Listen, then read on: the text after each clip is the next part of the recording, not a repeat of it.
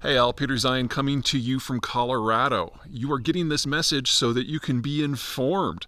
On April 9, we're doing something called Question Time, which is basically when our Patreon members can grill me live about whatever's going on in the world. And the primary topic for the event this April 9 is going to be Trump's tariffs, which come out the week before, and their effect on the American and the global economy moving forward.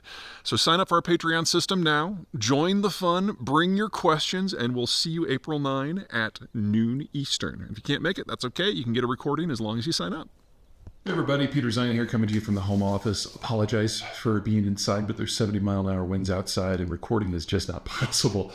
Today is the 17th of March, and the news is that American Defense Secretary Pete Hegseth just canceled defense talks with the South Koreans. He had a really good reason for doing it. The South Koreans functionally don't have a government right now. The former president was impeached, currently out on bail, which just feels weird linking those words together. And they haven't had new elections yet. So there really is no one of authority to speak to about really deep strategic issues. And there is a very deep strategic issue that needs to be discussed. The South Koreans have been looking at what the Trump administration has been doing with Ukraine and the European allies, and even bad-mouthing the Japanese of late, and they are coming to the unfortunate conclusion that they are going to have to go it alone on their defense policy. Now, South Korean military forces have basically been under this American umbrella, not just in terms of actual security protection, but actually leadership since the Cold War. If a war were to break out, and the North Koreans were to invade South Korea, technically the entire South Korean military is under American command, even though there's only about 35,000 American troops on the peninsula compared to 10 times that for South Koreans. In addition, the South Koreans are one of the few countries that by Donald Trump standards have actually met their defense procurement goals over the course of this last several decades, typically spending more than 3 to 3.5% on defense the entire time, which is kind of the range that Donald Trump until recently said we were supposed to be in. And at the moment, the Trump administration hasn't really badmouthed the South Koreans in any way like they have the Germans or the Italians or the Brits or the French or the Ukrainians or the Japanese. It's a long list. You get the point. Anyway, the South Koreans see the writing on the wall because they realize they are not what you would call a major ally. The South Koreans are not capable of deploying forces really outside of their theater. And so they are definitely in the category of defense consumer, regardless of how much of the weight they try to shoulder themselves. And their concern is if the Trump administration just turns his eyes to them, that it's just a matter of time before the United States moves on. And so they are dusting off the policies from the 60s, 70s, and 80s that would allow them to do a sprint to a nuclear weapon in a matter of weeks, if not days. And this has earned them the label by the United States of sensitive energy country, meaning that they are no longer a complete non-concern when it comes to nuclear proliferation, but now something where it's on the radar. And that's exactly where they should be. And having a discussion at the very top level between the Americans and the South Koreans on what can and would and should happen under all these scenarios is exactly what needs to happen. But there's no one to have that conversation with Hegseth at the moment. So delay. South Korea is hardly the only country that is going to be in this bucket. We have a number of other countries who are concerned about what the United States is doing and realize that they need to, or coming to the conclusion that they need to come up with their own defense plans. And one of the things you have to consider, if you haven't had a sufficiently strong conventional force for a while, like South Korea has, building up those conventional forces takes years, if not decades. I mean, the American General Staff situation is 50 years in the making. Aircraft carriers, from the point that you decide that you want to do it, you go through the design, you go through the procurement, you go through manufacturing, and then finally field testing. You have a 20 to 25-year process. Considering the speed at which things are unraveling in Europe, most countries just don't have that sort of time. And so countries who want to actually look out for themselves, they can't really rely on conventional forces in the short or medium term, which raises the question of nuclear weapons. The country that is, of course, under the greatest pressure is Ukraine, and we're supposed to have a conversation very soon between Donald Trump and Vladimir Putin of Russia, which will give some indication of just how much Ukrainian territory the Americans are willing to sacrifice in order to achieve a peace deal.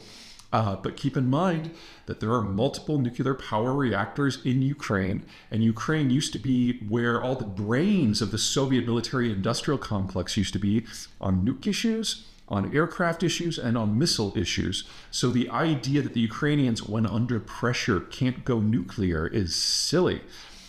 Next line of countries in that are already publicly discussing where and how to get the nukes, Poland's at the top of that list. They've actively asked the United States to deploy nuclear weapons to their soil, and that has gotten broadly rebuffed. And so now they're discussing what they need to do to get their own.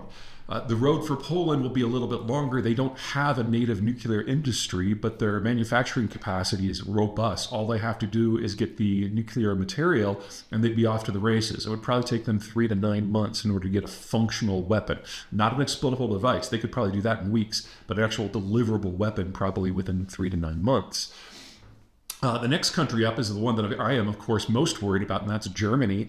They're having the discussion not should we get nukes, but how should we get nukes? Option one is to partner up with the French and pay money to the French so that the French nuclear deterrent, which has existed since the 50s, also covers Germany. But at the end of the day, the French are the ones who would control that arsenal and whether or not it should be used or not. And so the other option is for the Germans to get as close to the threshold as they possibly can, get experience in doing the milling in order to make the warheads, enriching the uranium and the plutonium. And again, they have a nuclear industry, so they can do this themselves. And the idea that the Germans could not put a nuclear device into a deliverable weapon system, the Germans have been arms manufacturers for a very long time. That would not be a challenge. In between, look to Sweden and Finland. Here are two countries that, like Ukraine, already have an indigenous nuclear civilian fleet, and the Swedes, like the Germans, already have an indigenous, robust military system for contracting and manufacture. Both of them are openly discussing these options, and if they do decide to pull the trigger, both of them would have a deliverable weapon in under a month. Rounding out the list in Europe, look to Romania. Like the Ukrainians, they have a nuclear industry. However, their weapon systems are subpar and pretty much all imported. So they could get a device, use it as a failsafe, but getting a deliverable system would be probably a bridge too far at anything less than a 12-month time frame. But it's a lot faster than doubling the size of your army. Over in East Asia, in addition to the Koreans, the two countries to watch obviously are Japan and Taiwan. Both have a arms industry, both have the materials, both have plenty of scientists and engineers who have experience with both. You just have to marry the two together. It's just a question of how many funds they decide to put behind it. And in the case of Taiwan, if they really did feel that the Americans were leaving, well, they really don't have any option but to get nukes. And while the Japanese Navy may be much more powerful in terms of reach than the Chinese Navy, the home islands are within range of a lot of Chinese weapon systems. And so if there was a war, I don't doubt who would win in the end, because the Japanese could choke off the Chinese mainland, but the damage could be extreme. And about the only way to mitigate the risk there is deterrence, and that means nukes. So there we're talking about 8 countries that are likely to pick up nukes in the not too distant future based on how American policy unfolds in the next several weeks to months. Something the Trump administration is learning is something that every administration before it has learned, including the first Trump administration, is that if you want to write everyone's security policies, you have to give them something. And during the Cold War and until very recently, it was a guns for butter trade. The U.S. would protect global sea lanes so that anyone could trade with anyone at any time. And in exchange, the Allies allowed Washington to write their security policies. What the Trump administration is doing is not just breaking that deal, but saying that we're not going to protect your trade. You are on your own, but you're also on your own for defense. And that forces all of these countries to take matters into their own hands. And if they do that, the United States loses the ability to say what can and cannot happen with weapons systems. And that leads to a world with a lot more nukes in it and a much, much, much higher likelihood of actually having a weapons exchange.